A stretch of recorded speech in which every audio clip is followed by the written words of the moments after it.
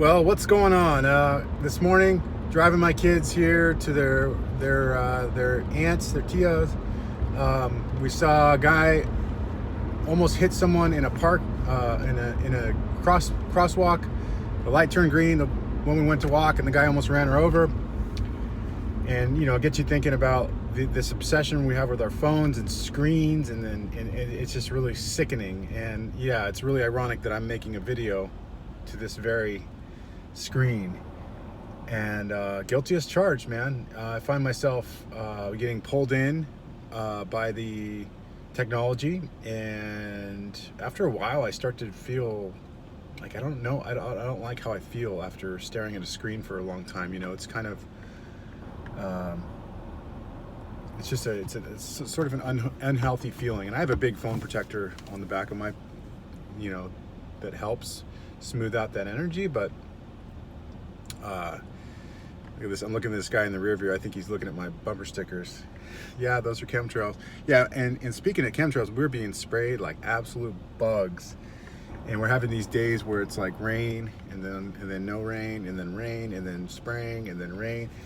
And I love the rain. But it's toxic, and it almost feels like it's a geoengineering tactic of how to disperse these toxins on us, whatever they're putting in there. We have some intel that they are basically just putting viruses and shit in. And it's a kind of a way to get us vaccinated for those who don't want to get vaccinated.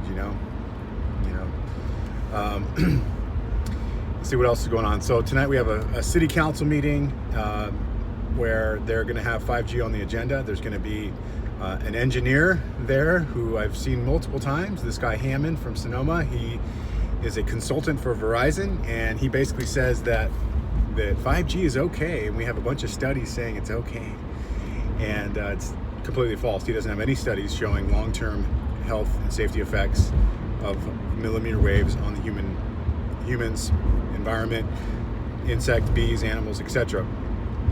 But what engineers are trained to do is look at how radiation penetrates walls and buildings, not biological organisms. They don't know how to study biological effects. And so I'm basically at this meeting, I'm going to say, I'm going to try to condense everything I want to say into 3 minutes. And just point out that these guys are basically these city council agents for the city of Roanoke Park, where I live. Is it's a corporation, it's a corporate structure. Everything is commerce, everything is a commercial transaction. And so what my city council has told me is they are not going to stand in the way of what the FCC orders them to do. They're going to just say, the feds are saying this, and we can't get in the way. And I'm going to say, okay, well, that means you are just agents for the FCC, essentially. You're just order takers, order followers for the completely captured FCC. And if you look at who is I think the head of the FCC is, the former head of the FCC was Tom Wheeler, and he was also the former head of this wireless TCIA, wireless organization. And if you look at I believe that the head of the FCC right now is Ajit Pai, and he is a former Verizon attorney. So the FCC is a completely captured agency. If you look at who's on, who is running the FCC, it's mainly former wireless executives. And so everyone who knows anything knows that the FCC is completely captured. And so I'm basically going to point out to my city council these facts, that you guys are taking orders from a completely captured agency that doesn't regulate, but just basically it's like the fox guarding the hen house. They're going to allow this rollout to continue because it's a $1 trillion industry. And so basically going to make them aware that I know that this is all commerce, and these are all commercial transactions. And they will not revise their communication ordinance to keep these small cells out of neighborhoods, out of residential zones, or out of schools, and they will not mandate that they at least be 1,500 feet apart like some other cities in our town are doing, cities in our area are doing, because I've looked at the agenda the meeting, agenda item, the fine print on this meeting today, and they basically say, well, we can't revise our ordinance because it might stand in the way of FCC orders. So basically their boss is the FCC. That's what they're saying. They're saying that we bow down to whatever the FCC says. So do you see how corrupt this whole thing is? Our city councils, for the most part, all I can speak of is mine. Other city councils are taking action because enough people are getting up there and demanding action be taken. But my city council is saying, listen, our hands are tied. Other cities might be doing stuff, but eventually, this is going to happen. That's basically what this one Susan Adams, who I've been speaking with, we text, we've had phone calls, and she's given me the illusion that she's going to bat for us and stuff, and I can see right through it. And I tell her all the time, listen, I'm glad you're talking with me and stuff, but I know this is just to make it seem like you're concerned about what this community. They don't care what the community says or wants. They care about what comes down from the top, and what comes down from the top is what comes from the FCC and what comes from the utility companies that are basically controlled by Rothschild Inc. In my meeting with Deborah Tavares, she was saying that the agenda items for utility companies, they get, once they're approved with the utility companies, they get sent to the city councils for approval, and they're told to approve them. It's not like this, oh, let's see if we can. No, it comes down from the top. So city councils are agents that follow orders for utility companies and the FCC. And so what my city council is doing is they're saying, listen, we're not going to revise our ordinance because that could get in the way of an FCC order. And so what we will do, though, is prioritize where these small cells go. And so their priorities are commercial, industrial, and then city-owned property, which is a park, the parks. And so I take my kids to the park, and what I'm going to say in my speech is that I have a right to go to the park and enjoy the quiet enjoyment, experience the quiet enjoyment of the park or the street without being incommoded, without having my quiet enjoyment disturbed by a small cell, which it will. And so in section 704 of the California Utility Code, it says you have the right to enjoy the quiet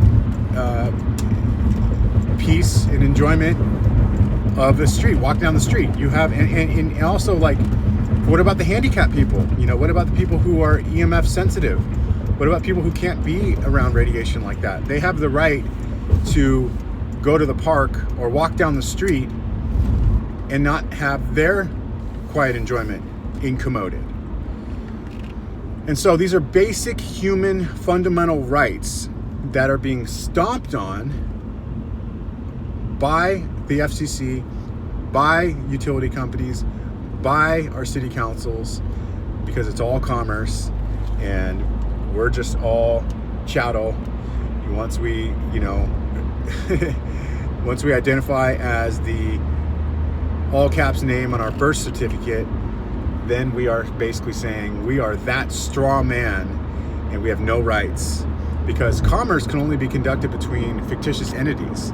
So our city of Roanoke Park, that's a fictitious corporate structure, and they can only do business with other fictitious corporate structures. So they're assuming that we have no rights, since there's this, since if you unless you rebut the presumption that has been placed on you that you are your straw man, unless you rebut that by authenticating your birth certificate, which I plan on doing. There's just so many things to tackle. Until you authenticate your birth certificate, you have not rebutted the presumption that you are your straw man and you have no rights. You're just a fictitious slave operating in commerce. And so So basically what I'm going to tell them is, I get it that everything's commerce, but in commerce there's also commercial liens, and there's a thing called notice of liability, which means that if I take your offer is, okay, you're going to put these in these small cells, you're going to prioritize the zones they go in. One is commercial, then industrial, then and then city-owned property, which is parks and everything. At the very bottom, there's residential zones. Just because it's at the bottom doesn't mean they're not going to put them in residential zones. It just means that's the least priority. But we know they want them in residential zones. That's the plan. Once they sell everyone on how great the Internet of Things is, and your coffee pot talking to your toaster oven, and your microwave talking to your trash, and all this complete transhumanist, artificial intelligence nonsense agenda that they're going to try to sell to dumbasses who just want more convenience at the cost of liberty and health and freedom, privacy.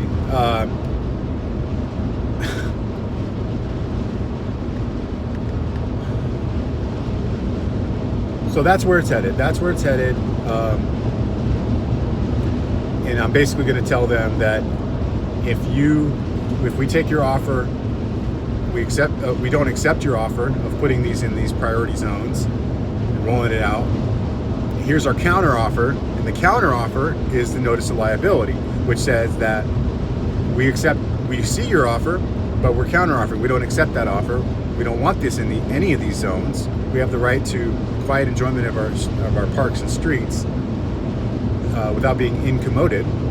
And our counteroffer is a notice of liability, commercial lien. And what that says is, if I or any of my family members are damaged by this radiation, well, then you will owe me like $3 million. And so that's what the Empower movement has done in Canada to get officials resigned when it comes to smart meters. And we're learning this process, me and JL, this other activist who lives in my town, and we're putting this together. And so I don't really have much more to share on it other than we're going to see how it goes. But you first have to get their offer. Everything is commerce. And then you do a counter offer and get put on a commercial lien and notice liability. So I'm still learning about this, but that is our plan as of now. So I have to kind of go prep my speech for tonight. I only have 3 minutes. And these speeches at city councils are like, if you get off track or lose your train of thought or get a little nervous, it's hard. So you write a little bit of notes and stuff, but then once you're reading, it's not as authentic. It's more authentic when you just wing it. So I really have to try to memorize what I want to say, to make it more authentic and far-reaching and impactful. So it's just so crazy right now, and being sprayed with chemtrails. We're all getting addicted to our technology, I was talking with this guy, True to My Roots, on Instagram, who is an amazing vegan activist. And I said, you should talk about this vegan world order, this new world order diet thing. There's this psyop they're doing on the vegan lifestyle. And he hadn't even heard of it. He's like, that's ridiculous. He's like, I just tackle the ethical side of that. And my point of bringing this up is, if we don't have ethics and morals about how we treat other beings, then we have the world that we have today, which is people like our city council just taking orders, just being a bunch of order followers with no compassion. That's a robot. That's not a human being. And so the reason why the ethical, moral aspect of veganism is big is because if you treat other beings how you don't want to be treated, anything goes. And that's not where we want to be as a society. We want to be as a society compassionate, ethical, and say, listen, I'm going to treat others how I want to be treated. I don't want to be slaughtered. I don't want to be enslaved, exploited. I don't want to be radiated, so I'm not going to do that to others. So ethics is huge. We have to stay compassionate and stick to our ethics.